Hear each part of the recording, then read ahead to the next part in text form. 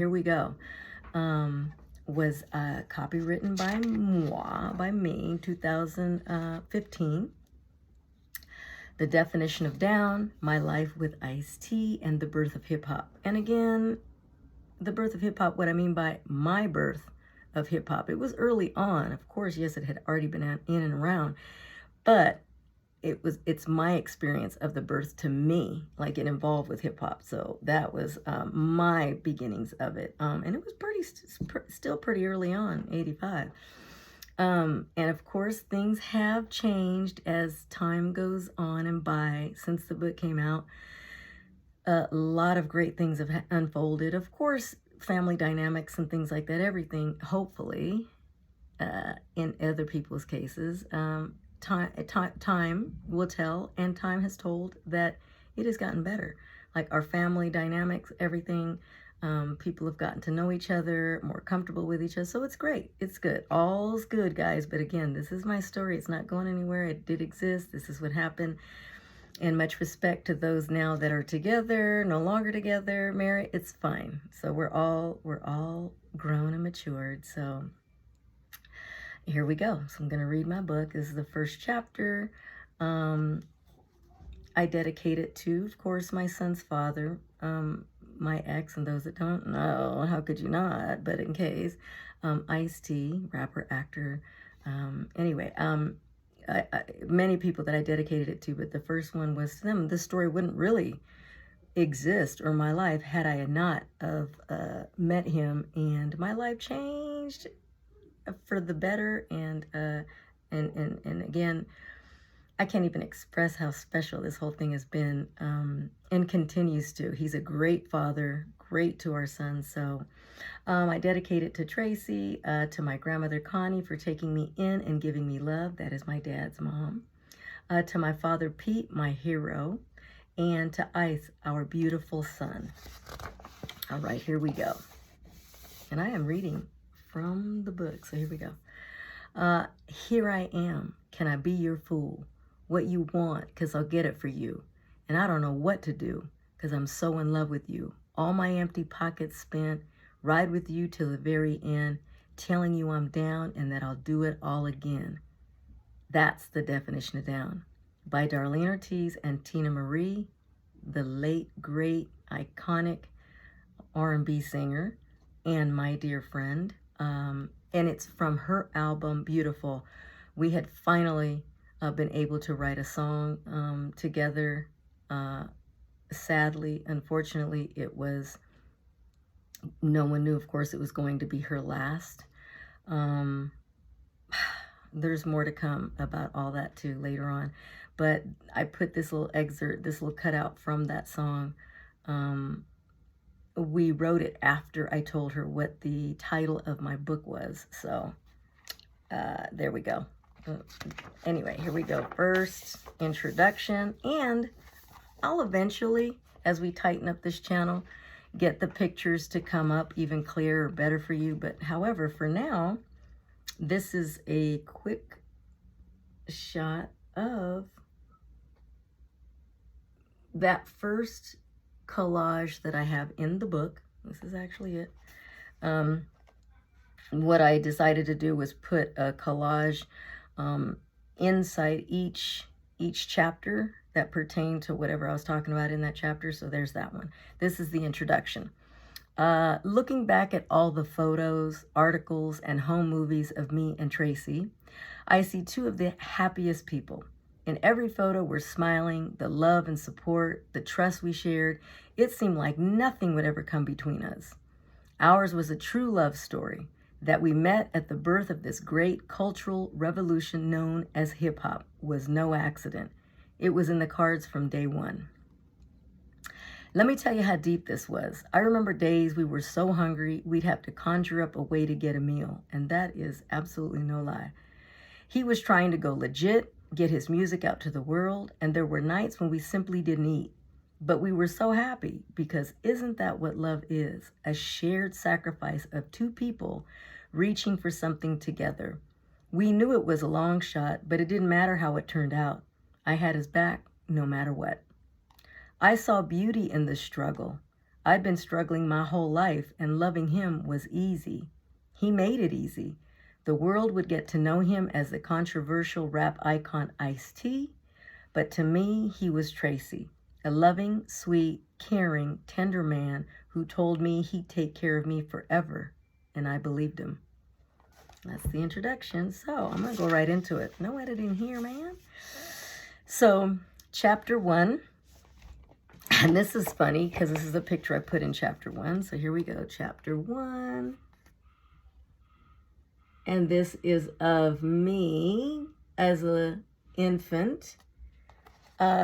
Really quick, and you would never get this from any Audible that I already did for the book and anywhere else, but this right here, now I can elaborate on some things. So really quick, this picture of me, I'm crying. And if those that know me or don't know me by now, I am a huge crybaby. No shame in my game.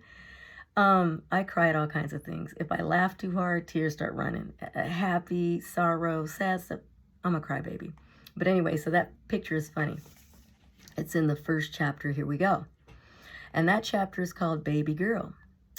To understand how a rapper with no label, no money, and no car could sweep me off my feet at the age of 17. And yes, let me clear that. 17, when I met him in January that year, I was going to be 18 on February 26th. So, and we didn't even get together before that. I met him at that age, a month and a half before my 18th birthday. So, calm it down. Anyway, could sweep me off my feet. You would have to know what I was running from. I was running from Rose. I was running from a childhood that was alternately happy when I was with my dad's family and terrifying when I was with my mother, Rose. I was born the fourth daughter to an alcoholic mom who had a habit of abandoning her children at birth. Unfortunately, we didn't stay abandoned. She'd come collect us once we were toddlers, around the age of 3, when we were less work for her. And then the hell would begin. But those first 3 years of my life, I was surrounded by love. The day I was born, my mother had already given me up, and I was shipped off to the adoption unit. A family member caught wind of the adoption and frantically called my dad, Pete. He didn't know she'd gone into labor that day because he and Rose had broken up, and he immediately rushed to the hospital and claimed me as his own. I was brought into a home in Corona in Riverside County, a suburb surrounded by orange groves about an hour and a half away from Los Angeles. The home was filled with loving grandparents, aunts, and uncles, and my father, who at the time was an active serviceman in the Army. He was proud of his baby girl. Everyone tells me stories, and still to this day, of those happy first few years with my Ortiz family, a loud, loving, tight-knit Mexican family. That house, built by the hands of my grandfather, was my safe haven. By the time I turned 3, Pete had begun to have remorse over raising me away from my mother. He knew she had major problems, but he thought he could save her, and by doing so, give me a mother. He offered to marry her and to even raise her daughters as his own. And somehow it happened, that ill-fated marriage of Pete and Rose, doomed from the start. But it gave her an opportunity to get her claws in me, and even after they split up 2 years later, I was forced to live with her. My grandparents' house was 20 minutes away on foot, and that's my dad's family. That'll come later in the picture about my mom's, but this is all my dad's family. My grandparents' house was 20 minutes away on foot, and I would run there as often as I could. I'd show up before school just to get a meal and some love before starting the day.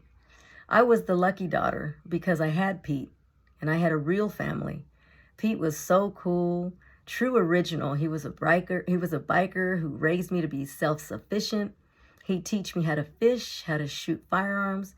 I even participated in an Ortiz ritual, witnessing the slaughtering of a pig. Yes, that was at my uncle's pig farm up north, California, Corcoran. Witnessing a slaughtering of a pig where my uncle decreed, "Now you're an Ortiz." Although Pete was a man's man, he also had a sensitive side. He'd braid my hair and iron my dresses. He never missed my games or school events. He was always the cool guy, riding up on a Harley, wearing his bandana, his ripped jeans, and leather boots. I was crazy about my dad. Whenever I was with him, I felt safe, strong, and confident. Ain't that the truth? And that's what carried me through my darkest days. Despite having a great job at a steel mill in Fontana, in those days, fathers simply weren't awarded custody, especially ones that looked like my dad. I started running away from kindergarten. Police even found me on the freeway once trying to take a shortcut to my grandparents' house. It didn't matter. They always returned me back to Rose, back to the scene of the crime. Apparently, they had bigger problems to deal with instead of concerning themselves with a young Mexican girl and her alcoholic mother.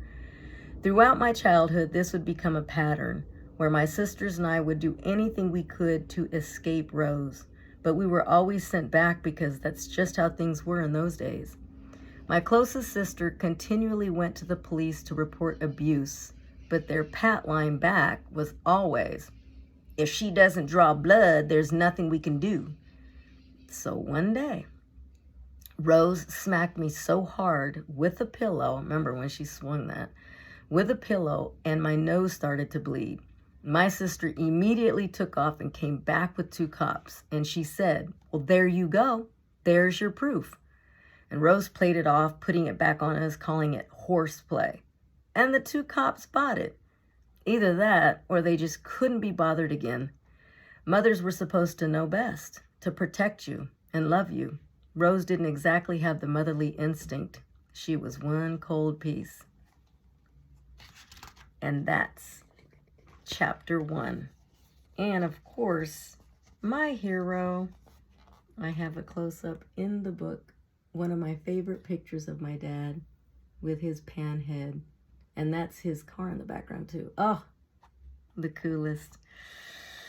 Best dad ever. Anyway, there you go, guys. That is chapter 1. I look forward to adding all the other chapters coming up soon. Woo, let's go. Oh my gosh, here we go. Look, all these lights getting warm in here. Anyway, thank you guys so much. That was a lot of fun. Not too emotional on me, because I will tend, just warning you now, tend to have that happen. So I'm just preparing you in case you're uncomfortable when a woman starts to cry. Anyway, thanks so much. I'm just so excited, and I'm glad I'm finally able to do this. Let's go. Here it is. Chapter 1 down. Let's go. Bye, guys. Looking forward to sharing more with you. Peace.